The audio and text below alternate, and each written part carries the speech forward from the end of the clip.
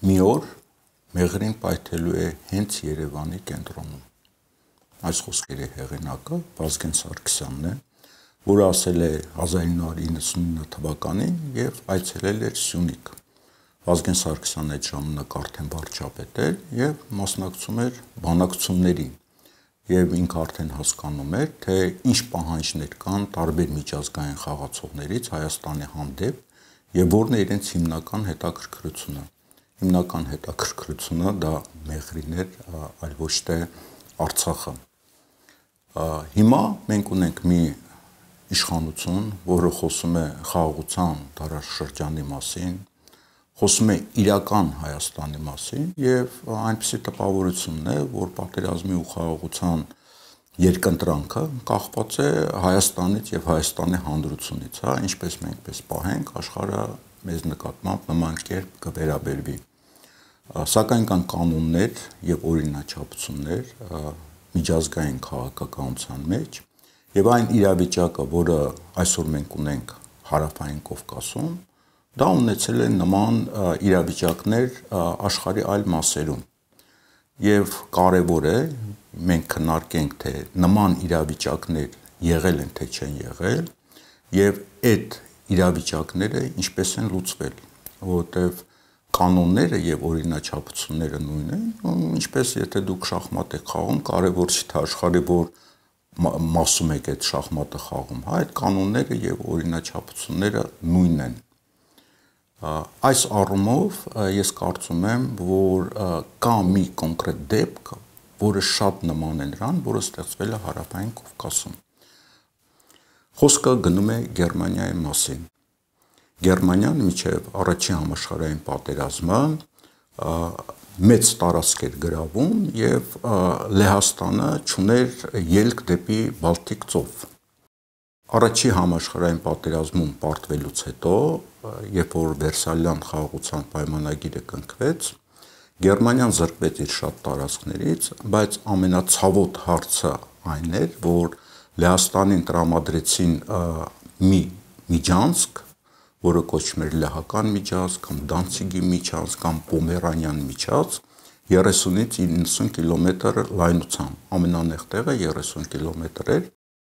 Այդ միջանցքը, որ Լեհաստանը դուրս էր գալի Բալտիկ ծով, Գերմանիան բաժանեց երկու մասի, մոտավորապես այնպիսի դասավորություն, ինչպես Ադրբեջանը եւ Նախիջևանը։ Ամբողջ նրբությունը կայանում էր նրանում, որ այդ հատվածում չկար որևէ հարմար նավահանգիստ, որպեսզի Լեհաստանը կարողանար առևտուր անել այդ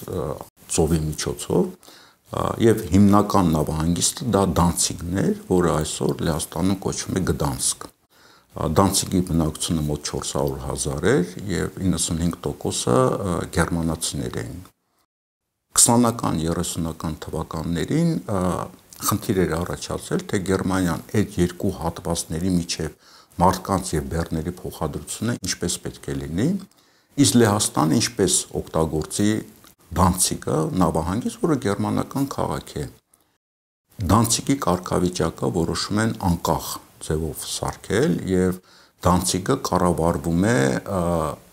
ազգերի լիգայի կողմից, բայց ինքը Գերմանիայի մաս չի, կոչվում է ազատ քաղաք, շատ տարօրինակ ինչ-որ կարգավիճակով։ Դանցիգի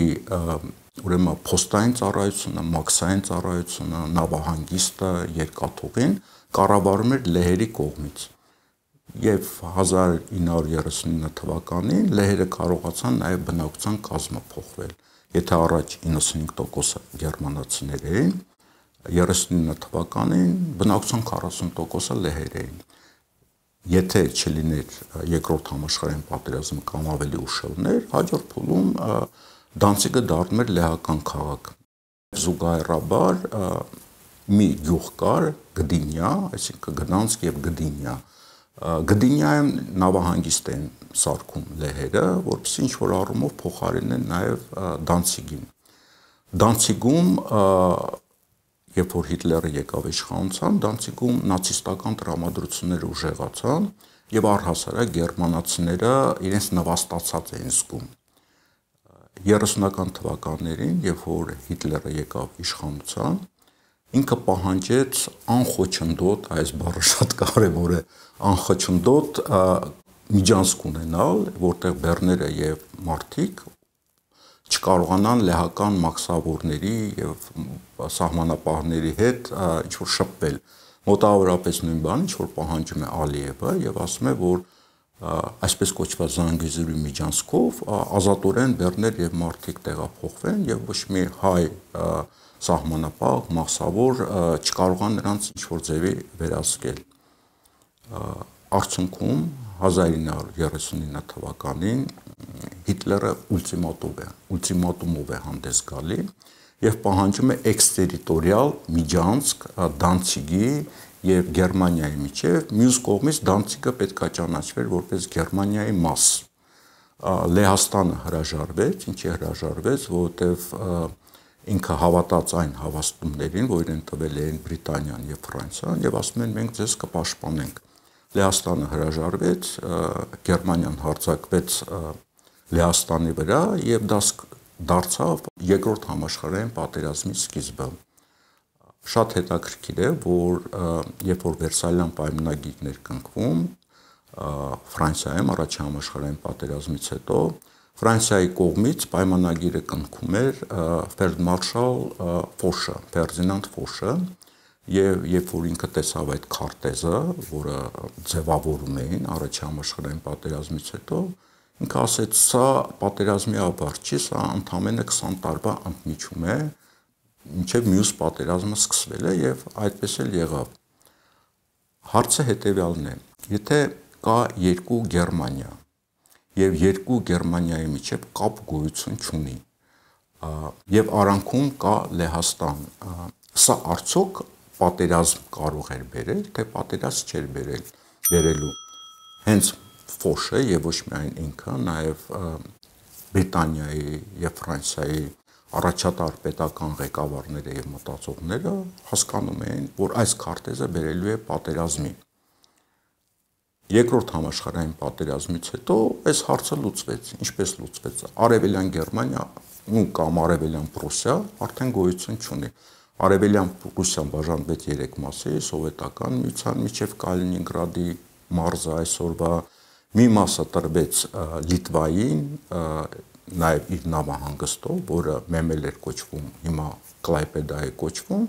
եւ մի հատված տրվեց Լեհաստանին։ Գերմանիայի նույնպես տարածքներ միավորվեցին Լեհաստանի հետ եւ հիմա մենք տեսնում ենք շատ մեծ մի հատված Լեհաստանը, որը ունի Բալտիկ ծովի մասում։ Հարցը լուծվեց հետևյալ կերպ, այսինքն էթնիկ զտումներ տեղի ունեցավ եւ Արևելյան Գերմանիայում, եւ Դանցիգում այսօրվա Գդանսկում, եւ նաեւ Լեհաստանի արևմուտքում, որը այն ժամանակ Գերմանիայի մի հատվածն էր։ Հարցը լուծվեց խաղաղությամբ, պատերազմի ուժի միջոցով, որովհետեւ շատերը այն կարծիքն է, որ այլ ձև այդ հարցը չի կարող լուծվել, կամ Գերմանիան պետք է բռնակցեր Լեհաստանի մի մասը եւ լիներ մեծ Գերմանիա, կամ Գերմանիայի մի հատվածը պետք է տրվեր Լեհաստանին։ Առաջի համաշխարհային պատերազմի ժամանակ ինչի են հաղթող երկրները ցանկանում, որ Լեհաստանը ունենա մաս Բալտիկ ծովից, որովհետեւ համարվում էր, որ Լեհաստանը լինելու է բուֆեր երկիր սովետական միության միջև եւ Գերմանիայի միջև։ Եվ պետք է այնպես աներ, որ Գերմանիան չհզորանա այնքան եւ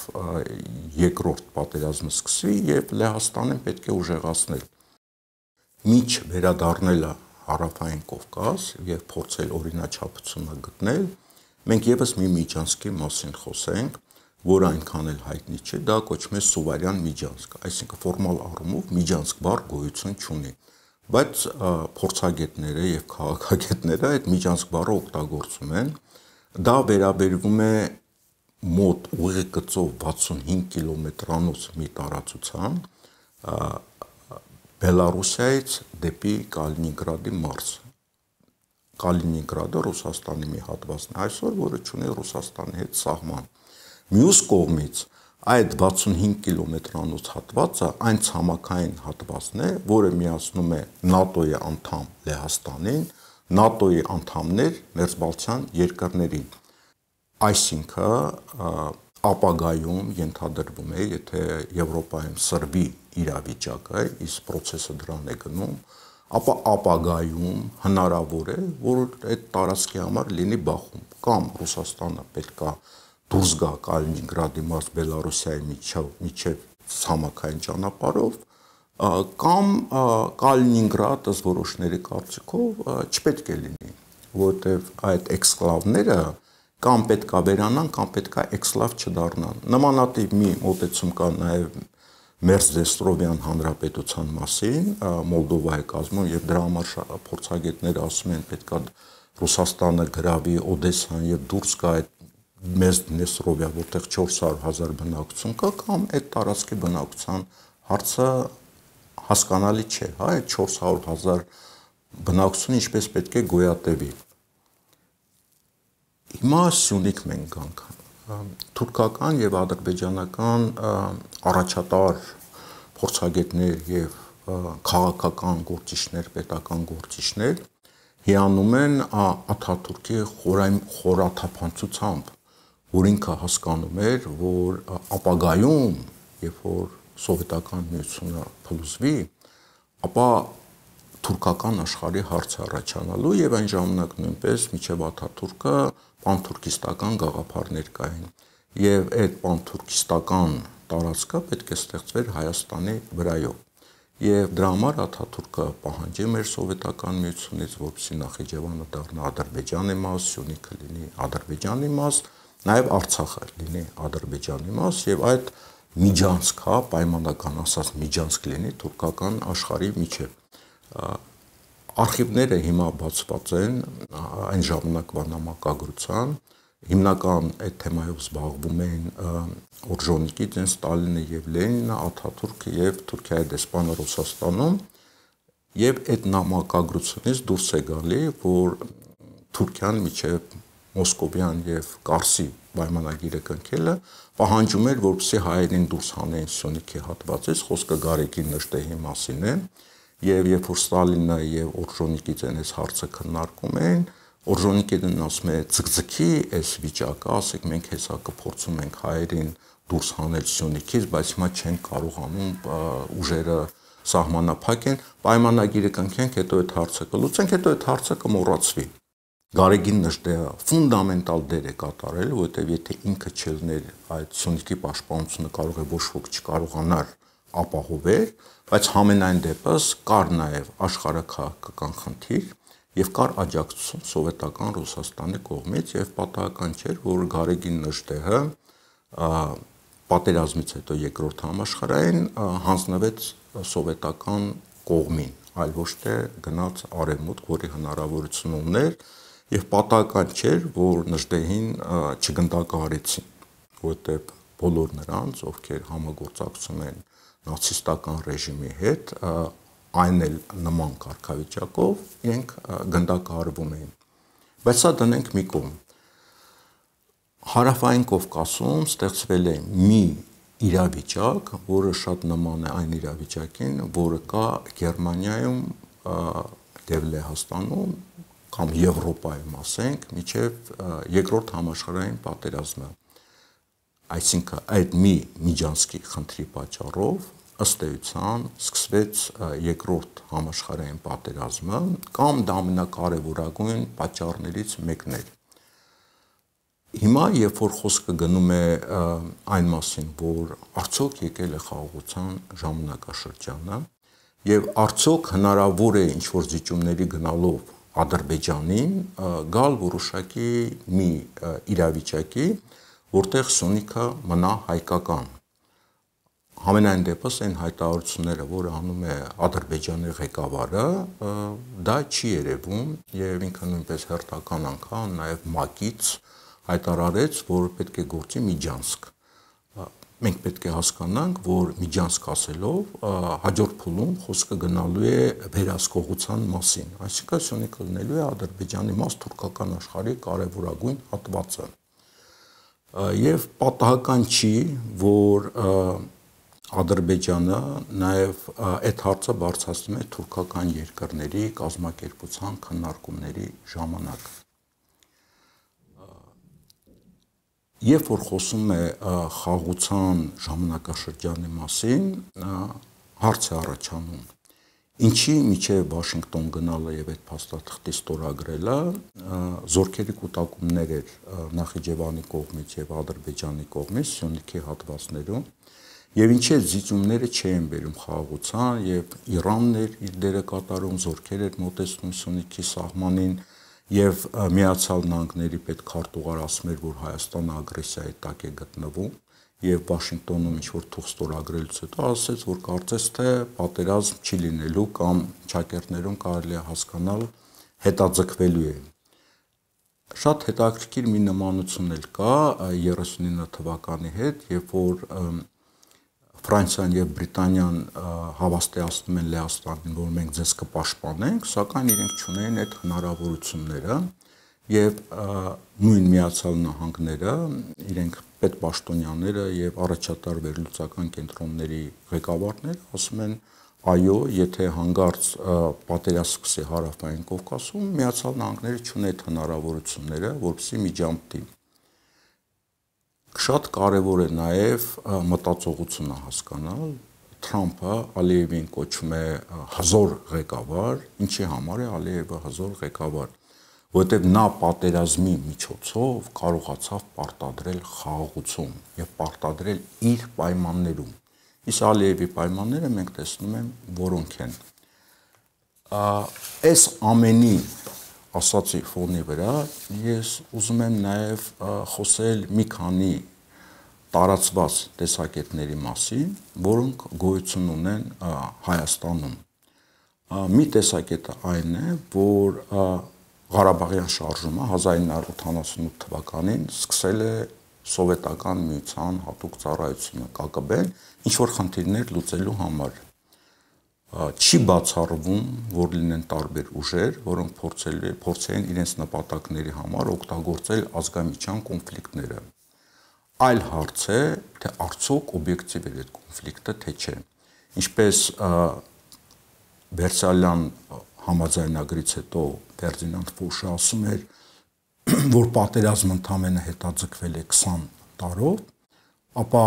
1920 թվականին կնքված այդ պայմանագրերը, որտեղ Սյունիքը ընդամենը սեպ էր դարել, այսպես կոչված թուրքական աշխարհի միջև, այդ պատերազմը բոլոր դեպքերում տեղի էր ունենալու մի օր, այսինքն հայ-ադրբեջանական կոնֆլիկտը անխուսափելի էր։ Նաև Արցախի մասին, նաև այն կարծիքը կար, որ գիտեք ինչ, եթե 1988 թվականի Ղարաբաղյան շարժումը չլիներ, ապա մենք այսօր կունենայինք Ադրբեջանի կազմում մի տարածք, Արցախը, Ղարաբաղը, որտեղ այնուամենայնիվ հայեր են ապրում, էթնիկ հայկական տարածք է։ Ես կարծում եմ, այս պնդումը նույնպես սխալ է, որտեղ դեռևս սովետական միության ժամանակ Ադրբեջանը ամեն ինչ անում էր, որպեսզի էթնիկ կազմը փոխվեր Արցախում եւ նաեւ հաջողությամբ դա արել էր Նախիջևանում։ Ինչպես դա փորձում էին անել եւ անում էին հաջողությամբ լեհերը Դանցիկ քաղաքում։ Կարճ ժամանակում 3% լեհեր դարձան 40% եւ այդ process-ը շարունակվում էր։ Եթե այն ժամանակ կար սովետական միություն եւ սովետական միությունը ինչ որ ձևի զսպում էր այդ գործընթացը, եթե Արցախյան այս շարժումը չլիներ, ապա այսպես թե այնպես հայ-ադրբեջանական էթնիկ բախումներ տեղի են ունենալու եւ դեռևս հարց է, թե Բաքվում եւ Սումգայիթում եւ Ադրբեջանի մյուս քաղաքներում հայերի զոհերը որքան կլիներ, որովհետեւ չկար սովետական բանակ, որ մտներ եւ զոհերի քանակը լիներ մի քանի տասնյակ, մյուսները մի քանի 100 կարողանային ինչ որ ձևի կենթանի ձևով լքել Ադրբեջանի տարածքը եւ նույնը կարելի ասել նաեւ Հայաստանում բնակվող ադրբեջանցիների մասին եւ պարզ չէր այդ դեպքում ինչպիսի արյունահեղություններ կլինեին այս տարածաշրջանում։ Մյուս տեսակետը այն է, որ այդ տեսեք կա մի հատ հզոր երկիր Միացյալ Նահանգներ եւ Միացյալ Նահանգները 99 տարով մտնելով Սյունիք այնուամենայնիվ կկարողանան զսպել, որ Ադրբեջանը եւ Թուրքիան չմտնեն Սյունիք։ Սա նույնպես վիճահարույց է, մի կողմ դնենք, թե պարզ չի 99 տարով կլինի, թե չի լինի, ինչ պայմաններով կլինի, ինչ պայմաններով չի լինի։ Խնդիրը այն է, որ երկիրը ինչ ստրատեգիական խնդիրներ է լուծում։ Ի պատիվ ամերիկացիների, իրենք միշտ շատ բաց են խոսում եւ ազնիվ են խոսում եւ կոնկրետ են ասում։ Եվ իրենք հստակորեն ասում են պետական մակարդակով եւ նաեւ առաջատար think tank-ների փորձագետների բերանով, որ Միացյալ Նահանգների գլխավոր խնդիրը այն է, որպեսզի Ռուսաստանը հեռանա տարածաշրջանից, նաեւ դրա համար կարեւոր էր նաեւ Արցախի էթնիկ զտումները, Իրանը մուտք չգործի տարածաշրջան եւ լինի արևմուտքի ներկայություն ընդդեմ առաջի հերթին Իրանին։ Շատ հստակ ասում են, այս խնդիրները լուծելու համար, նաեւ լուծելու Սևծովի ավազանում եղած խնդիրները, որ Ռուսաստանի ազդեցությունը թուլանա, պետք է ուժեղացնել Թուրքիային։ Եվ Թուրքիայի ազդեցությունը եւ Սևծովի ավազանում, Թուրքիայի ազդեցությունը Կասպից ծովի ավազանում եւ Թուրքիայի ազդեցությունը հարավային Կովկասում։ Այստեղ Միացյալ Նահանգներին որևէ բան չի կարելի ասել, որտեղ ամեն երկիր իր շահերով է շարժվում եւ սա Միացյալ Նահանգների բնական շահերն են, որոնք են գործող իշխանության ամենամեծ սխալները, որոնց հետևանքները կարող են լինել չափազանց ծանր։ 1994 թվականին, երբ որ Ադրբեջանը պարտություն կրեց, ինքը չհրաժարվեց իր իրավունքներից, իր իրավունքները պահեց, երբ որ աշխարհաքաղաքական իրավիճակը փոխվեց, նաև ուժերի բալանսը փոխվեց Հայաստանի եւ Ադրբեջանի միջեւ, Ադրբեջանը կարողացավ լուծել իր համարյա բոլոր խնդիրները, չհաշված այսպես կոչված Զանգեզուրի միջանցքը, որին հիմա ինքը գնում է։ Հայաստանը նոյեմբերի 9-ի պայմանագրով 20 թվականի առաջինը համաձայնեց, որ իր տարածքով անցնող ճանապարհը լինի իր վերահսկողությունից դուրս։ Խոսքը 3-րդ կետի մասին է, եւ երկրորդ նույն ապրանքը երկրորդ անգամ վաճառեց Միացյալ Նահանգներին, ստորագրելով Վաշինգտոնի փաստաթուղթը եւ 99 տարով հանձնելով կառավարումը Միացյալ Նահանգների ստեղծած ինչ-որ մի կազմակերպությանը, որը պարզ չէ թե ովքեր են լինելու դրա փայատերերը եւ որ երկրներն են լինելու։ Ադրբեջանը ստացավ ամենակարևորը, ինչը ինքը ցանկանում էր, որ այդ ճանապարհը լինի անխոչնդոտ, այսինքն Հայաստանը չունենա վերահսկողություն իր տարածքի մի հատվածի վրա, այսինքն հրաժարվեց իր սուվերեն իրավունքներից։ 39 թվականին Լեհաստանին, երբ որ Հիտլերը պահանջեց տալ էքստերիտորիալ հատված երկու Գերմանիաների միջև եւ Դանցիգը ճանաչել որպես գերմանական քաղաք, Լեհաստանը հրաժարվեց, եղավ պատերազմ, եղան կորուստներ, բայց Լեհաստանը այն երկիրն էր, որ ամենաշատը շահեց հենց այդ պատերազմից։ Հետաքրքիր է նաև, որ պատերազմը սկսելուց հետո 1941 թվականին Բրիտանիա եւ Միացյալ Նահանգների միջև կնքվում է Ատլանտյան խարտիա մի փաստաթուղթ, որին մի քանի ամիս հետո միանում են նաև 20-ից ավելի երկրներ, այդ թվում նաև Սովետական Միությունը,